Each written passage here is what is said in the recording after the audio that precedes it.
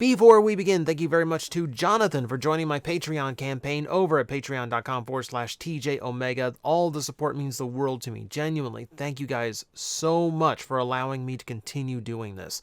So, my videos have been really way too long lately. Let me see how fast I can actually get through it this time. Alright, so there's been a lot of speculation that Titans were done.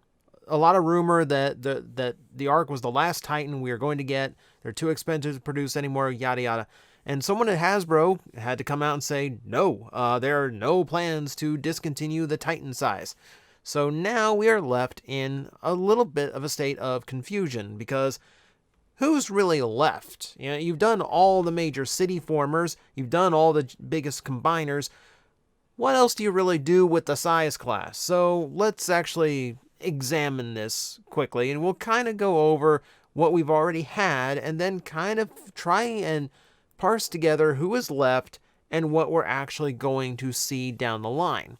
So what I can see right now is, of course, Metroplex is in front of me. This is the original Titan class, actually based on the Fall of Cybertron design for Metroplex. He was always a weird one. You could tell they weren't really sure how to manage the size just yet. It's just a big old figure with a ton of tiny little features. And, you know, it was great for its day, but as we have refined the Titan class, you can definitely see the age. This one has a lot of flaws to it. We'll talk about that again here in a minute. Moving on from there, we found out that Titans could also be combiners, as we got a brand new Devastator.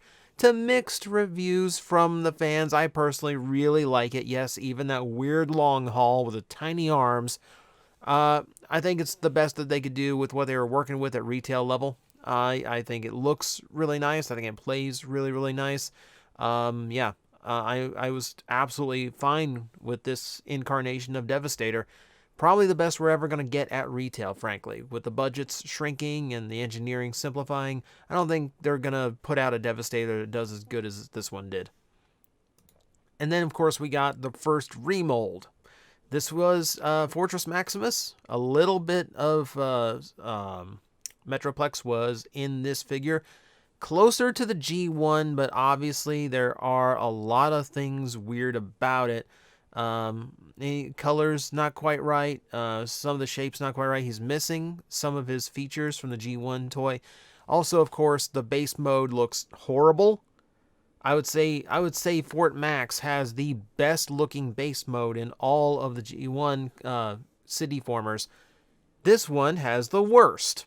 So big shift there as far as the rankings of city formers go.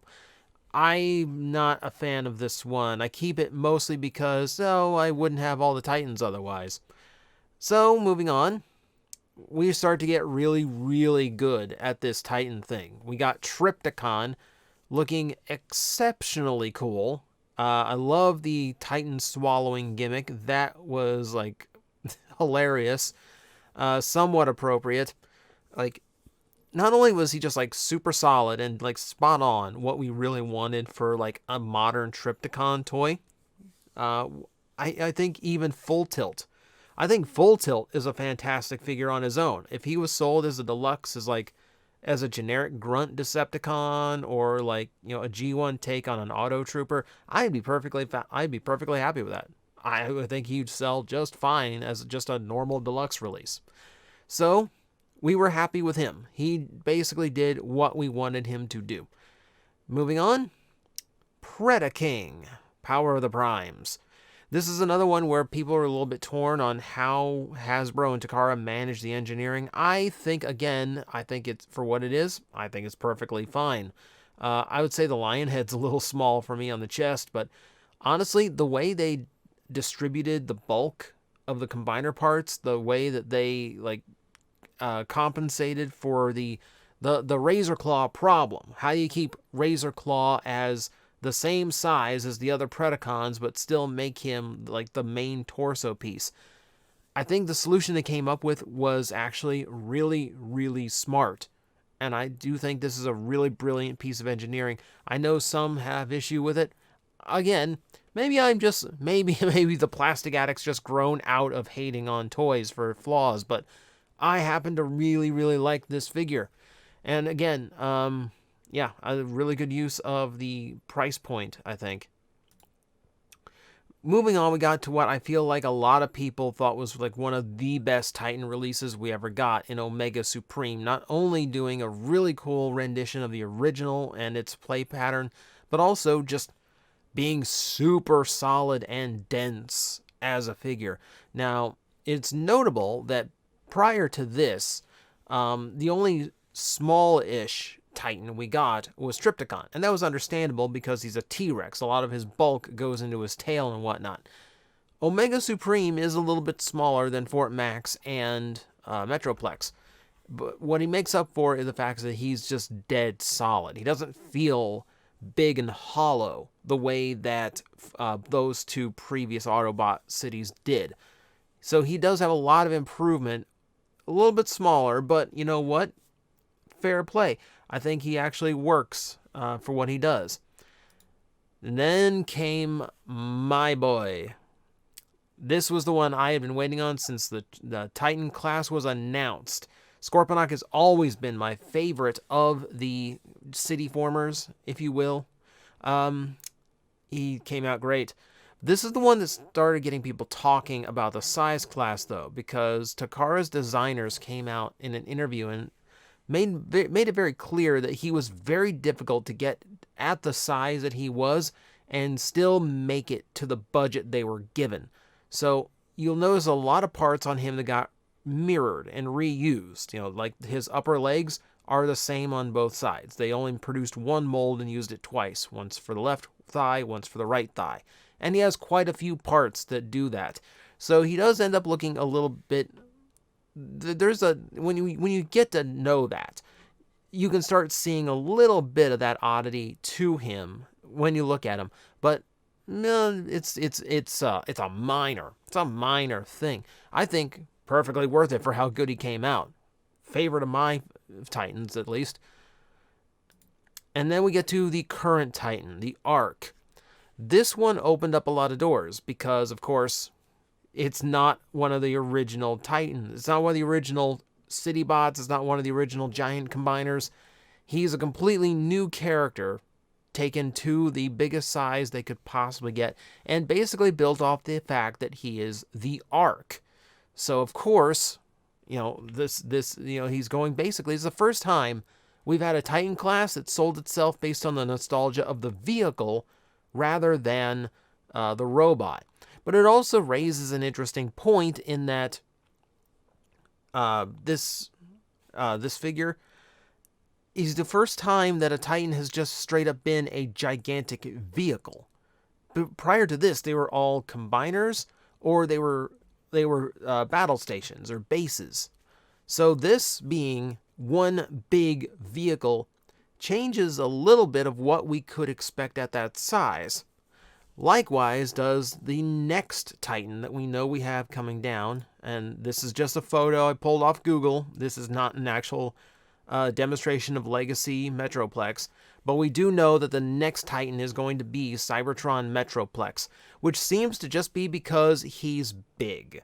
I feel like that is literally the only reason why he is going to end up being a Titan class figure, is just because he's big. I'm not hyped up for this one.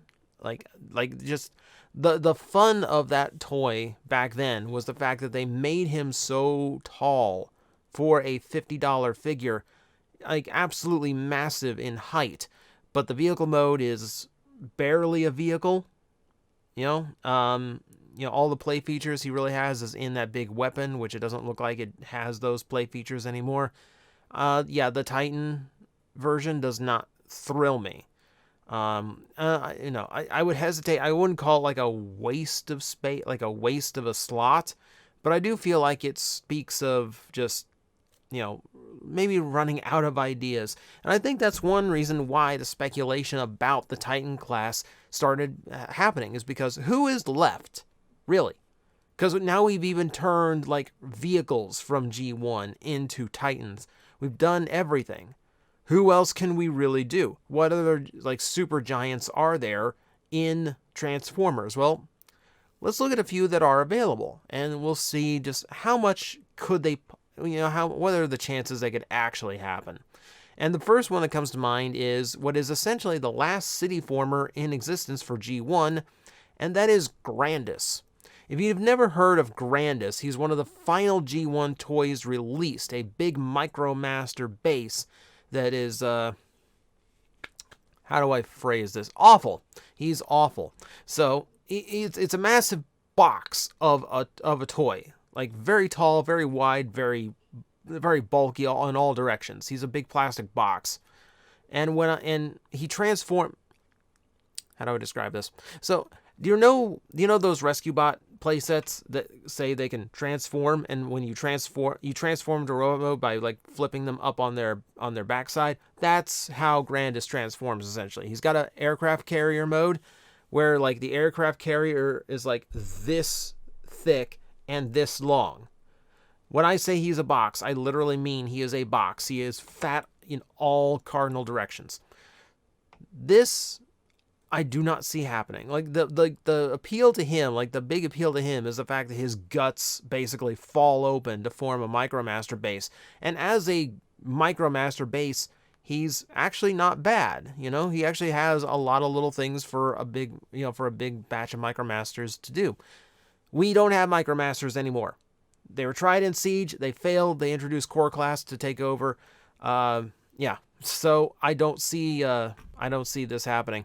Since the Micromasters were a dud, I don't think we're going to get a Grandis at any point. Maybe if he's big enough to have Core Class figures use him, but even then, he's just too obscure of a character. I don't see us ever getting him. Another possibility opened up is, what if they do the exact same thing? What if the Nemesis becomes a vehicle? The difference is, the arc we saw in... I would say more than half of the episodes of the G1 cartoon, because it's the exterior base. We see it buried in the mountain. Of course, we see it in episode 1, flying through space, etc.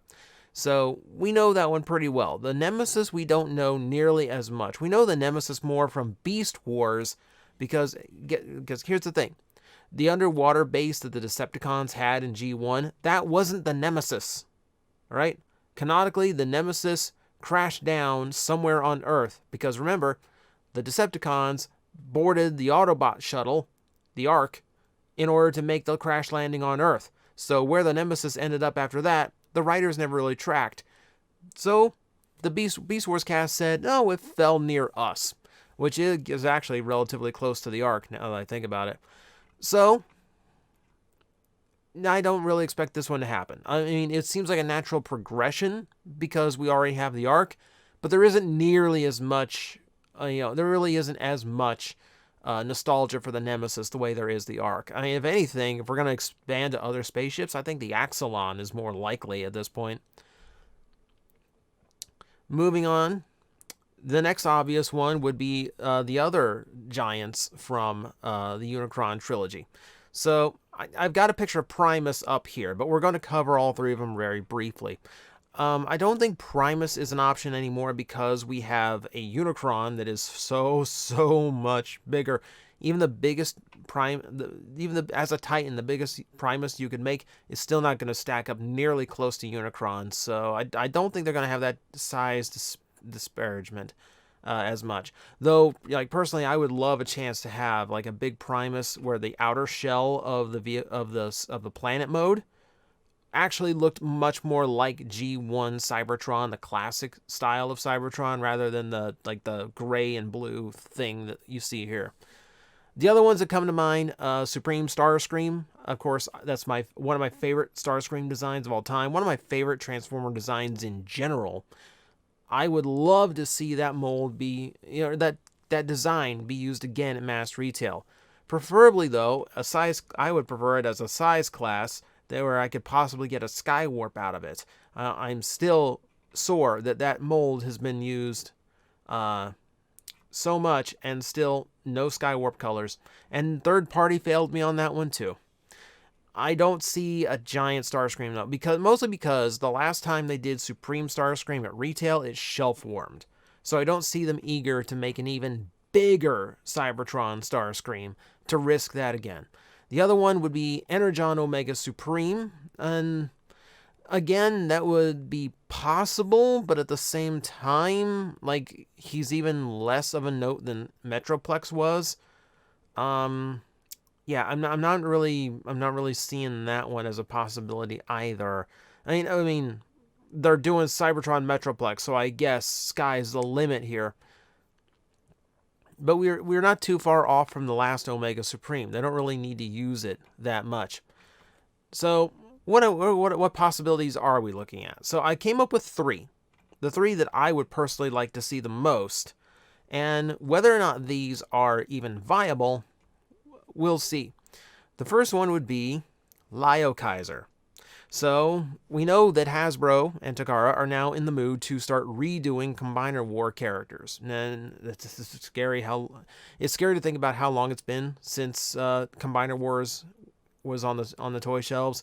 I find that because it's been so long since we had like a major paradigm shift in Transformers, all of it starts blurring together and kind of like time compressing in my brain. You know, Titans Return and or Combiner Wars even does not seem like it's been that long, but no, it's been a while. So as long as they're in the mood to redo some, I think Liokaiser, especially now that we know fans will respond to Japanese characters, I do think Liokaiser would fit the mold, especially because we have not had a combiner in the Titan class for a long time now. I feel like this would be a nice option because, of course, the version we got is really a placeholder at best. You know, we don't have a new Leozak, you know, which I think is like pretty important, being the team leader and the biggest character in the whole batch. And of course, we didn't get the Breastmaster gimmicks. You know, we didn't get a lot of stuff. I think a Titan figure would have a ton of things to do with this set. So this is I think this is my personal choice that is also possible. My other personal choice would be, hey, what about just do Metroplex again? Now, they're not going to because they're doing Cybertron Metroplex, and that would run the risk of having two similar, like retail-wise, it would run the risk of having two similar figures around at the same time.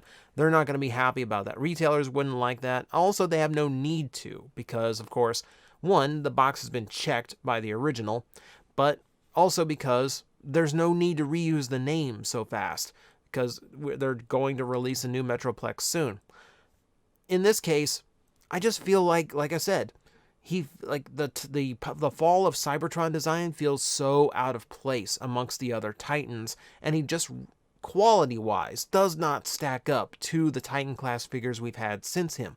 I would love another go around at Metroplex to kind of unify him with those other figures and hopefully come out a little bit better than the last one. And, you know, I don't know. Like, that's pie in the sky. I would like for it to happen. I know this one's not going to. But the one that I feel is most likely, and I feel like genuinely this is the one that we're probably going to get, and that would be Armada Tidal Wave, for multiple reasons. Number one, he is a giant character that isn't like planet sized, so he definitely fits the mold of a Titan. He's a popular design, is one of the most popular molds from Armada. Certainly one of the best remembered.